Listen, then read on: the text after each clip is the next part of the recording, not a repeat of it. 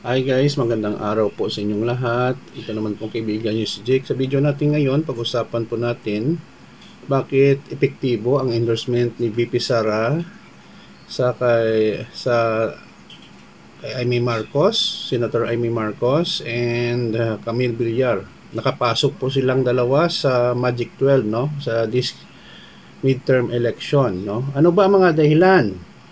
Bakit malaki ang chance ng dalawa na maging senador, no, mananalo po? Alam po natin, no, na maraming kritiko ang dalawang aspirant na sa Senado, si Camille Villar and Senator Amy Marcos. Before tayo guys magsimula, magpapasalamat muna po ako sa lahat ng mga followers, supporters ng aking channel. Maraming salamat po sa inyong walang sawang panonood at suporta. Kung bago lang kayo sa channel ko at gusto nyo ang video natin, paki-like lang po, share, and huwag kalimutang mag-subscribe. Last May 12, no, Monday, 2025, Monday ay ang sambayan na, no? We have national election. Senador, mayor, vice mayor, lahat ng mga position councilor dito po sa Pilipinas. Medyo mapayapa din ang eleksyon, kaso lang may mga ilang aksidente at krimen nangyayari. Ibang krimen ay election related. So maraming nag-vote, and then medyo surprising guys, no, kasi si senatorial aspirant Camille Villar, anak po ni former Senate President, no, Manny Villar, and kapatid, no, ni Senador Mark Villar, and anak no ni Senador Cynthia Villar na outgoing na nasa Senado, ay nakapasok po sa Magic 12. And then at saka si Senator Amy Marcos, no, number 11, no, dito po sa number 12 pala, no, sa resulta sa ngayon, no, ng election, no. So ongoing pa naman ang bilangan, pero most likely mananalo na po ang dalawa, no. Sa ngayon si Camille Villar po ay may 10,997,784.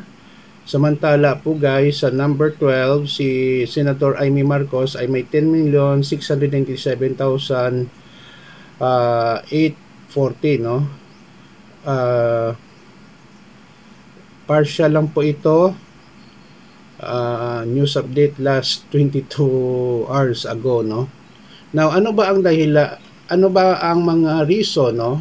Napaka-effective po ang endorsement ni VP Sara sa dalawa, no, kay Camille Villar and Amy Marcos, no, Senador Amy Marcos.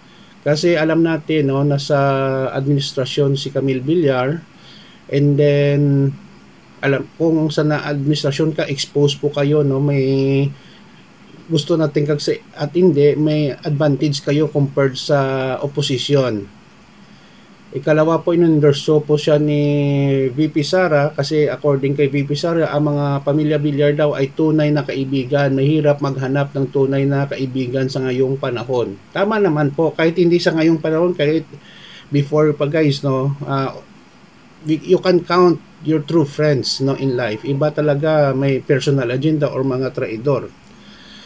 Si Senator Amy Marcos naman, alam natin na medyo hindi maganda ang kanilang relasyon ng kanyang kapatid, no, si President Bongbong Marcos, at umalis po siya sa partido, sa administrasyon, at hindi po lumalabas ang kanyang pangalan during the survey.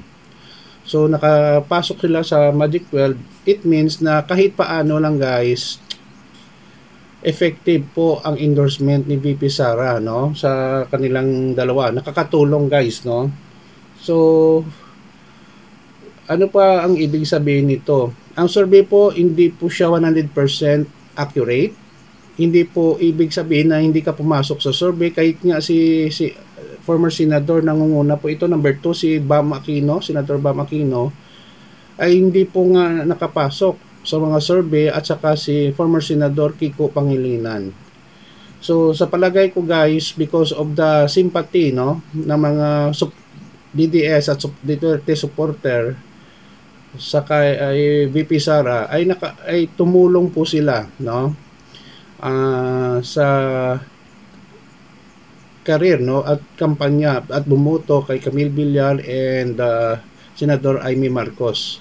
At silang dalawa guys, no, kundi ako nagkakamali, ay endorse to ng ating mga kapatid sa Iglesia ni Cristo. Malaking tulong din ang endorsement, no, ng mga kapatid natin sa Iglesia ni Cristo. Yun po ang mga factors bakit nakapasok po ang dalawa sa Magic 12, no, sa this senatorial race. Hindi pa naman tapos ang bilangan, pero most likely mananalo na po si Camille Villar and Senador Amy Marcos. Yun lang po guys. Please like, share, and huwag kalimutan mag-subscribe sa ating channel. Mahal ko kayo guys. Pasensya na po last time, no? Ilang araw din na hindi ako nag-upload ng video kasi third time around nahack na naman ang aking channel. Hindi ko nga alam, pero yun, naka-recover naman po ng Google, no? Mahal ko kayo. Ingat po tayo lagi. Ito naman pong kaibigan nyo si Jake. Paalam.